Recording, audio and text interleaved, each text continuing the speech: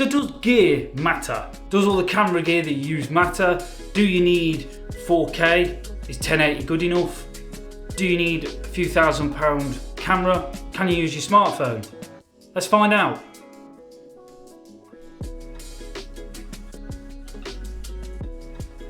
So I guess the answer is yes and no. I mean, there's plenty of people out there who just want to buy camera gear for the sake of it. They want the latest lens, latest cameras, and if you can afford it or it's for business, then why not? At the end of the day, people work hard, play hard. Nothing wrong with that. But is 4K essential these days? Well, I'm not so sure.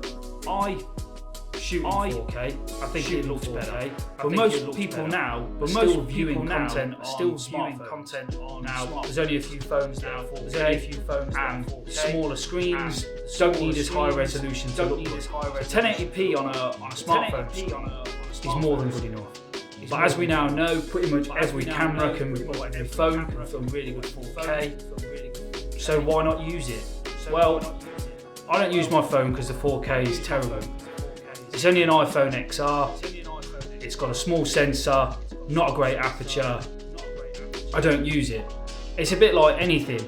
You can buy a 4K TV for £400, you can buy one for £1,000 that's the same size. There is differences there. 4K is not 4K. There's sensor size in there, there's the amount of megapixels of the sensor, there's also the autofocus, how many points there are, all that sort of stuff. There's obviously full frame versus APS-C, so you've got 10-bit versus 8-bit, you've got 420 versus 422 colours, the list goes on. So it depends what you want and if you're prepared to pay for it. Obviously the full frame cameras etc cost more, they're like the £1,000 TV. The 8-bit stuff, like me with the A6400, that's the £400 stuff. Although it's still a lot more than £100 for this, £400 for this camera. I mean, buying a new camera or a new lens, it can be motivating if it's for business or whether it's for a hobby. You get that new lens or camera, you just want to take it out and shoot, don't you? You just want to use it. So some people say, oh, the camera you've got is the best one. I agree and I don't. I mean, if you've saved up hard and you wanted to buy the camera or the lens, then get it. You've earned it, buy it, use it, enjoy it. There's other people who are buying stuff that are way over their head, they don't need it, but they've bought it. If they can afford it, they're not getting themselves into like serious debt. I'd advise against doing that. Don't buy anything you can't afford. I've always lived along the philosophy of if I can't afford it, in terms of just paying it with cash, like a debit card, I won't get it. I'm not going to get loans and credit cards and all of that sort of stuff to buy camera gear. I think that's a warren you'd go down, which is not ideal, and yeah, I don't think I want to do that. Well, I'm not going to do that. But then in saying that, would I really want to film all this stuff like I do now with my iPhone XR? No, I wouldn't, because it's not very good, it's not very interesting. It's nice holding a camera. It feels good to have a camera in your hand. It feels a bit more professional. It feels like you know what you're doing a bit more. Whereas if you're walking around with just your smartphone, the modern ones, yeah, if you've got the latest and greatest, fantastic. If you've got, say, I don't know, the Samsung S22 Ultra that's not long been released, or an iPhone 13 Pro, the cameras on those are incredible. But if you want to buy those, they're more expensive than the camera that I'm using now, and the lens and the microphone that I'm recording this on. Yeah, granted that can do a lot more, but this, the A6400, the Sigma 16mm f1.4 and a Rode VideoMic Go 2 is hands down better for filming and for photos than the iPhone's going to be. Because the iPhone's a bag of tricks. The iPhone's not a one-trick pony like the camera is. It's made to shoot photos and videos.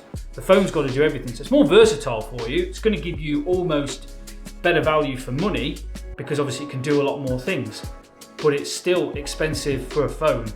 The phone that I use, the iPhone XR, it's not as good as video and cameras because that's all moved on. But the apps and stuff, it uses exactly the same apps. It makes the calls, it does the texts. I used to always get the latest and greatest phones, like every single year I would upgrade, buy it, get the new one.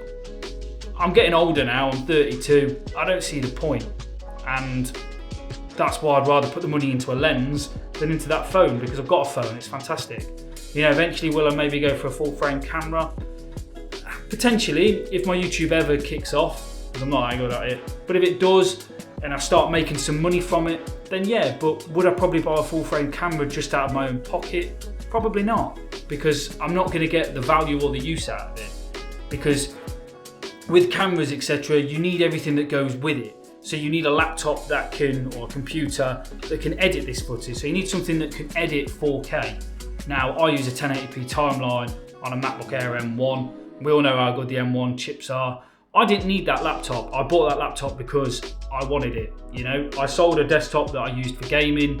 I've gone back to just gaming on sort of an Xbox because I was getting fed up of having to change graphics cards and all of that. But that's a different story. The M1's fantastic. It does everything that I want it to do. It can edit 4K, and that's something that I bought. Did I need it? No. But I wanted it, and now that I've got it, I'm happy I bought it. And the same could be said for some people with camera gears. You know, I'm on the lookout for a Sony 85mm f1.8. I don't need it, but I want it, but I don't want to pay full price. So I'm on the lookout for a good price second-hand one, and I've set a budget, and one will turn up. You just got to be patient. And that's the same with everything. Unless it's super cheap, I won't buy it brand new. Like, everything that I'm looking at now, there's only a couple of things that are brand new, a couple of things are used. And I think that's the way to go. The used market nowadays, especially with cameras, people look after their stuff. People look after their camera gear. So why not buy it off them and save yourself some money and have something that's just as good? The only issue you've got to be careful with, depending on how old it is warranty, etc. That's the gamble you take, but you pay less. So for me, I've bought and sold a lot of camera gear and a lot of used stuff, and there's only once or twice where I've had an issue where it's broken and then it's out of warranty. But I don't think it's anything the previous owner did, it's just sort of bad luck, and things do break, and you have to bear that in mind. So I think to wrap it up, for me, my point of view, if your phone is the latest and greatest with like 3 cameras, it's got a macro on it, a wide angle, a zoom, fantastic, probably start with that. Maybe get an adapter to plug a microphone in so you can get better audio quality, go for it. If you've got an older phone like me, I would advise if you can get maybe a cheap Sony sort of a6300 or Canon M50 would be perfect, although I don't think they do 4K. But again, you won't need that to start with because you'll get really good quality footage. But just start with what you see. Now I'm going back to what I said before, like start with what you've got. But then I kind of contradict myself because I don't want to use my phone because I don't think it's good enough, but it probably is good enough. It's a tricky one. I've ended it with basically my own contradiction. But let me know down in the comments what you guys think. What are you using? Do you agree with my opinions? Do you think I'm crazy? But yeah, give us a thumbs up, appreciate it. Subscribe. See you later.